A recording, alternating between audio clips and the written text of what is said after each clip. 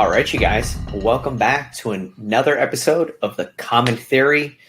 And yes, I apologize. We've been on a hell of a hiatus here. Life happens, things happen. We're kind of saying so long to our man Puzzle, our man Dallas. He's moved on. He has a new job. He's got things going on in his life, and he'll still be a part of us. He'll still be here, but he's just not going to be with us anymore, just on normal occasions. But with all that said, we do have a very special treat for you guys, and I will be introducing our two new hosts. Yes, we have two. I am excited. I cannot wait. And yeah, dude, we're going to jump in, and I'm going to introduce you guys to Kunx and A Sandwich. Yes, I said that correctly, you guys. So, I mean, let's just jump in, you guys. I cannot wait to hear what you have. I mean, introduce yourself, bro. What do you got for us? All right. Hello, my name is Kunx and A. I have a huge background in competitive tabletop gaming, starting off with Yu-Gi-Oh! And then I just ended up playing standard competitive Magic in our locals down here in Miami, back during Theros block and during Khonso Tarkir block. And then during COVID, everyone started playing Commander. I only had my Marin deck at the time, like literally just my Marin deck. I was like, you know what? Let me get some good cards for it. Let me go buy a Mana Crypt. Let me go buy a Survival of the Fittest.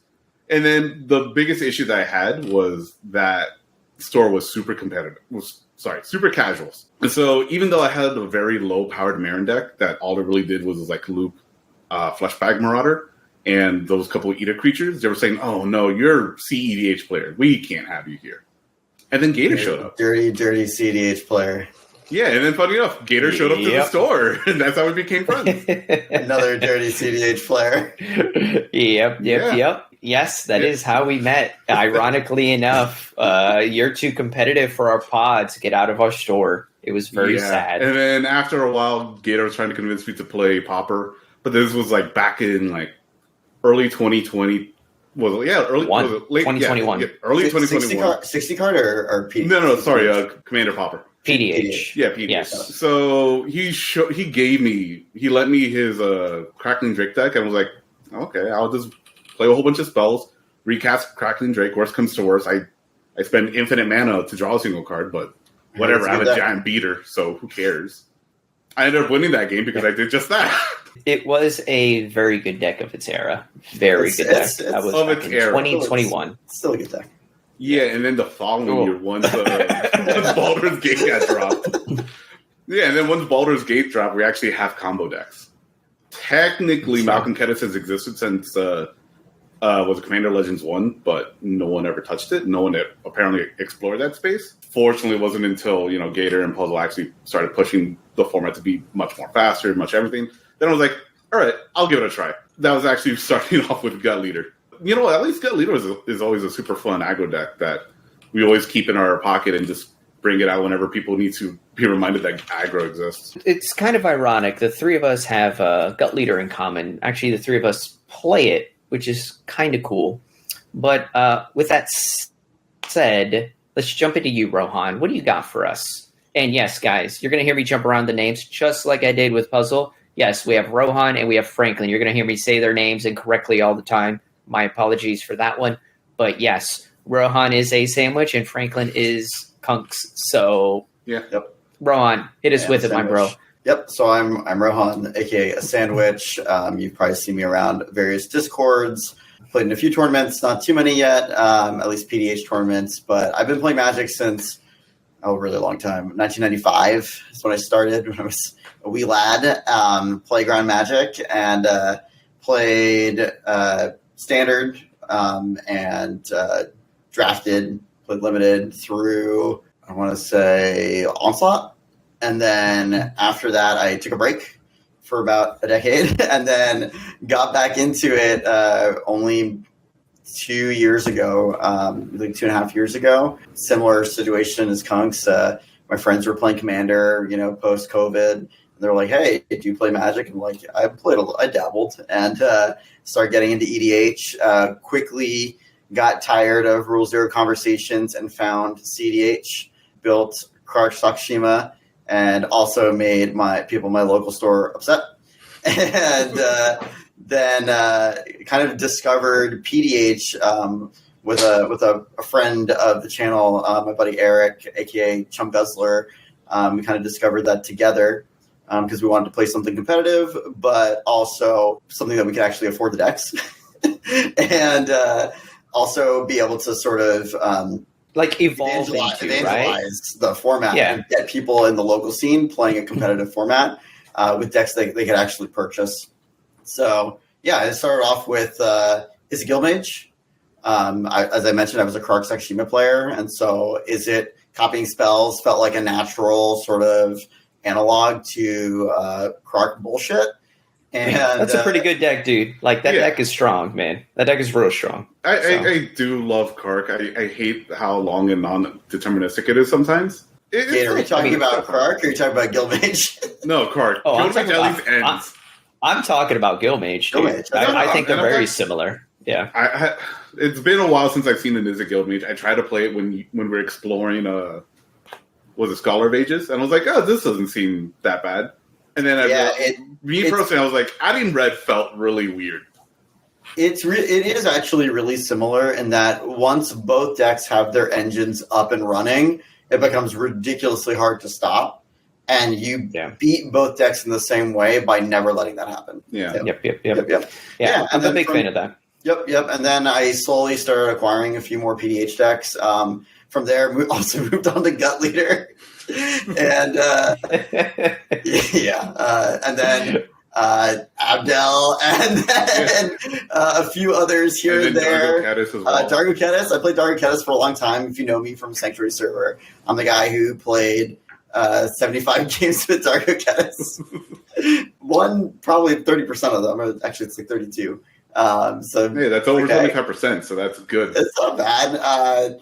And then recently, in the past 6 months or so, I found my way over to Malcolm Breaches as the deck that I really, really enjoyed playing. I feel is really strong. I feel it's got a lot of potential. And I also feel that nobody plays it optimally yet. You're kind of bringing us into our next subject with that little tidbit there. The next question I was going to ask you guys to kind of introduce you guys to our audience and whatnot was, what kind of decks do you play? Like, if I could pin you and say, Rohan, what is your deck you're taking to the tournament tomorrow? And it sounds like you are going to play Malcolm Breaches. So is that the deck you're taking? Yeah. Yep. It is very much the deck that I'm taking. Took it to Rags to Riches. Didn't go so well. Well, for various reasons. I'm sure we'll talk about that eventually. But that is the deck that I would take. I had only played the deck twice before I took it to the tournament, which was a huge mistake. It's a pretty complicated deck. Yep. And now that I have significantly more games, I feel much better with it, and my win rate with it has gone up significantly. I think it's very good. Super, super strong deck, and I think it plays really well into this meta. And I think it's only going to get stronger as WotC prints basically stronger draw cards, stronger instants and sorceries, and as they make their way into PDH, that deck gets exponentially better. You know, it's no Malcolm Kedis, but I digress. So let's. I mean, that's already saying like, hey, you're pretty good, but you're not the best thing in the format.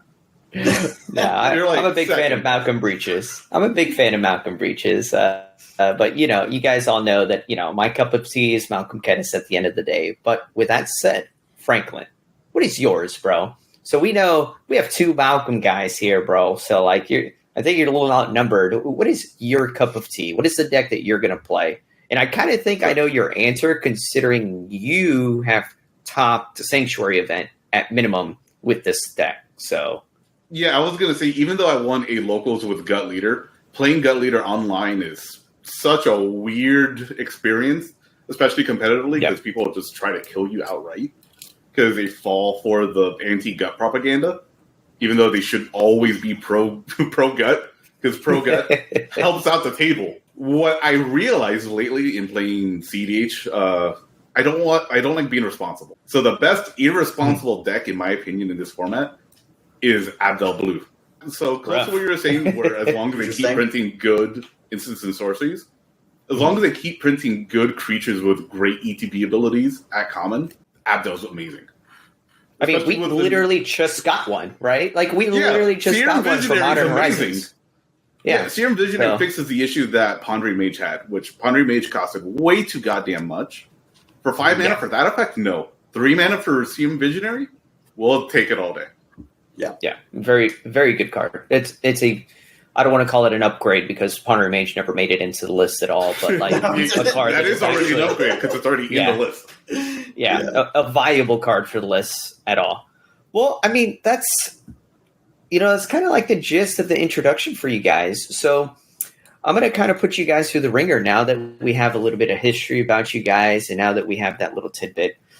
I wanted to talk about like your guys' perspectives on the lists that you like. So we now know we have another Malcolm enthusiast, Breaches enthusiast. We could just wipe that under the table. But then we have still Malcolm Red at the end of the day. Which Gator, do you hate Ragavan? Do you want Ragavan at home? Oh no, not this argument. Oh no, not this argument. Oh no, Gator. Here's the problem with that argument.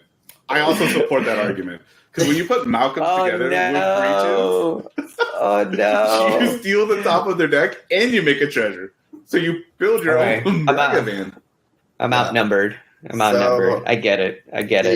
Yeah. I mean, it's a 5 mana rack. Well, 6. I mean, Return to Monkey is a strategy. I do really like that, but I don't think it's bad, truth be told.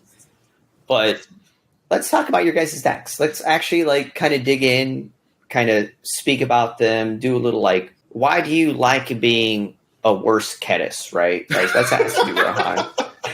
Let's just figure that out, right? Brutal. No. They are like the table murking me by turn 3 because they're scared of Kedis. Well, you know what's so. Let's get this out of the way. I mean, that's not the entirety of it. Obviously, that's just like a small part of it. But I don't enjoy that. That is something I do not like. Well, let's actually get this out of the way, because this is actually like truth and like not even like joking. Like, they're completely different decks, right? Totally different decks. Yeah, they're not even like truly comparable. I think the lists are like 48 cards different. It's like not even. I don't even know what to call them. I'm not here for the names. I'm not going to say mid-range or combo or any of those shenanigans. One is this way and one is this way. I guess you could pin Breaches for control, I guess, but like, I don't know. I just think they're different. Yeah, I don't think it's a control list at all. I think it's very squarely a mid-range deck. Okay. Yeah, I don't know if that's a spicy opinion, but I feel like it's one of if not the best mid-range deck in the format.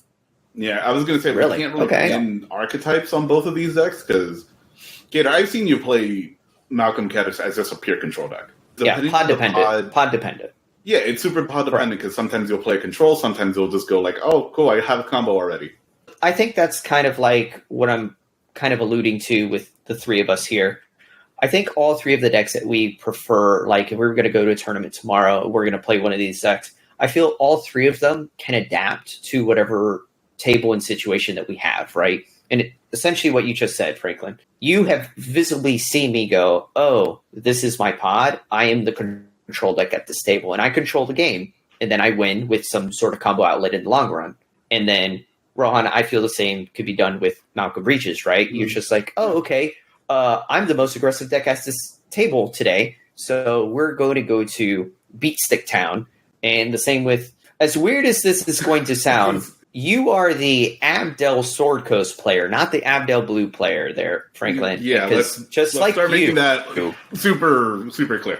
You have made Sword Coast Sailor relevant in so many games. It's been somewhat disturbing, right? You're just like, naked Abdel, throw this enchantment in play.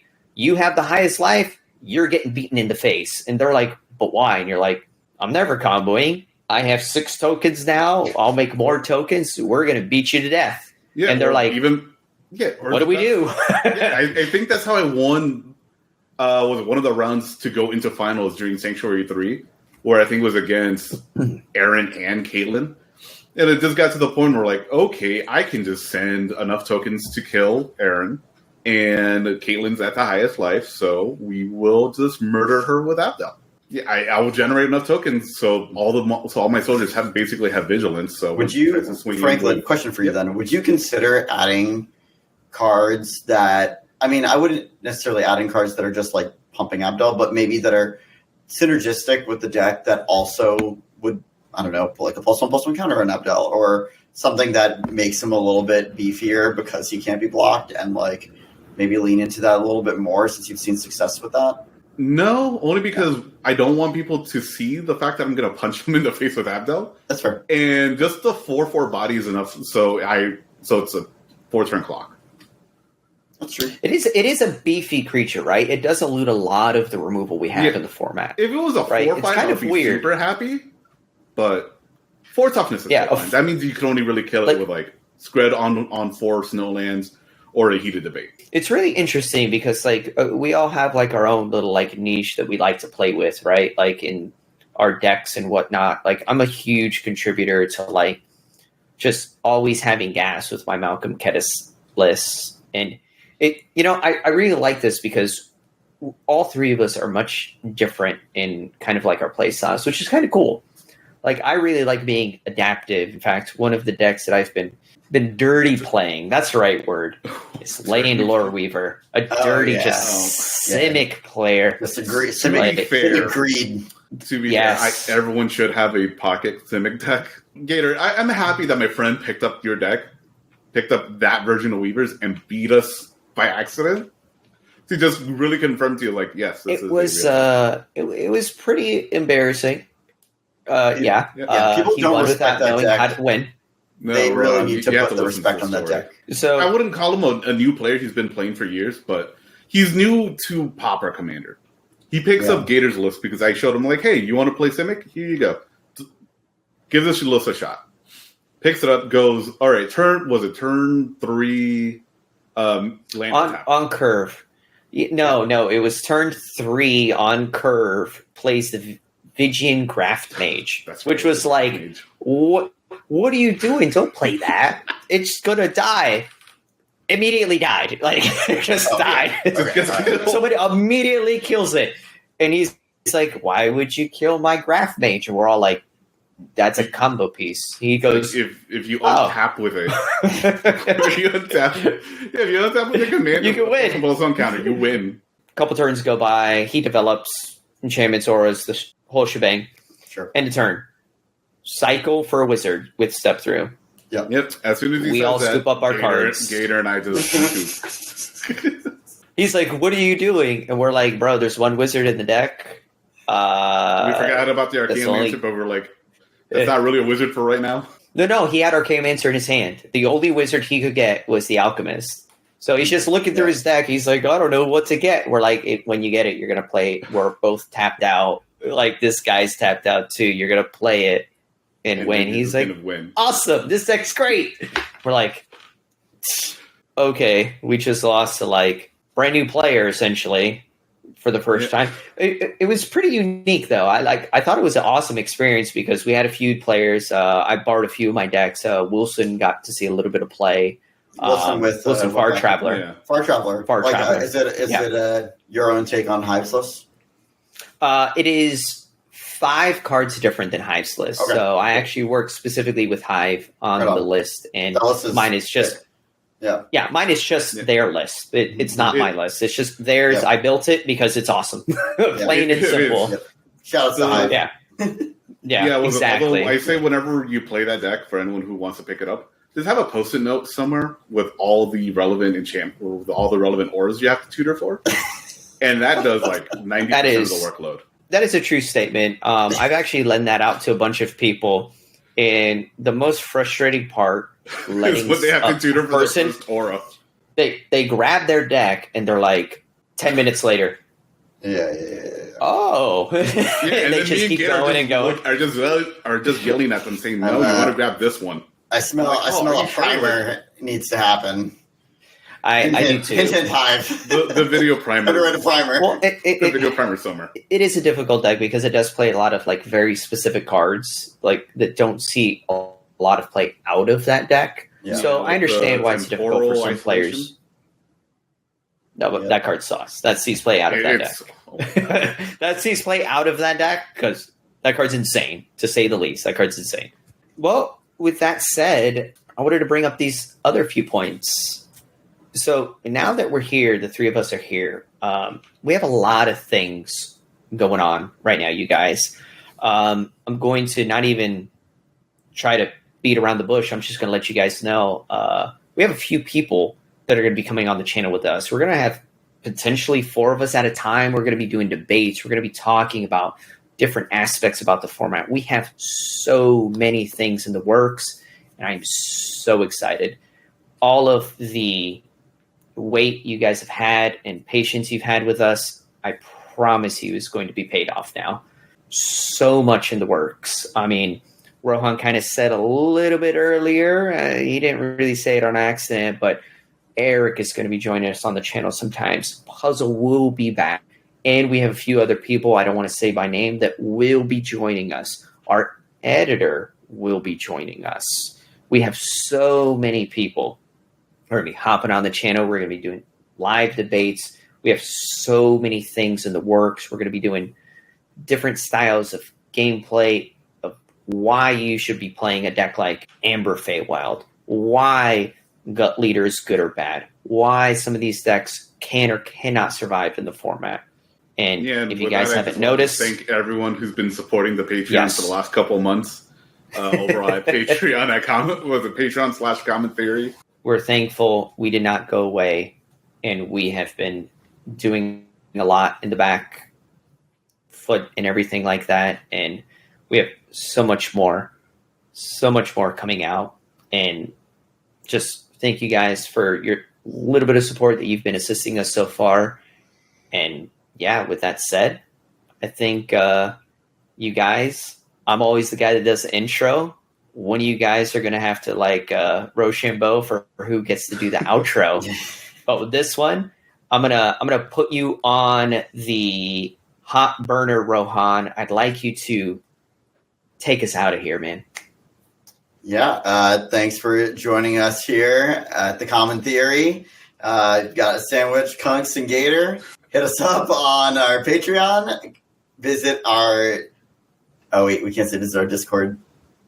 You can say that. Okay. You gotta hit them with, we are now opening it to the public. Yep. It used to be paywalled off. Now it's free.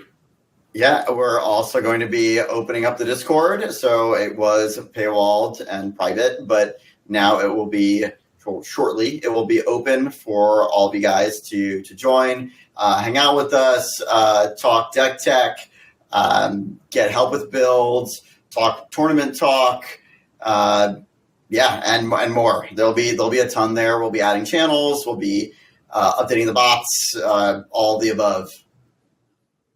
And I don't know if I missed anything there, but no, that's by all means, video, bro. Subscribe to the channel. Yes, send it off to everyone. like and subscribe. Like and subscribe. First time, you guys. We got to put you guys in the hot seat. So, but thank you guys for being here with me this evening, and can't wait to continue doing this with you both, and many, many more to come.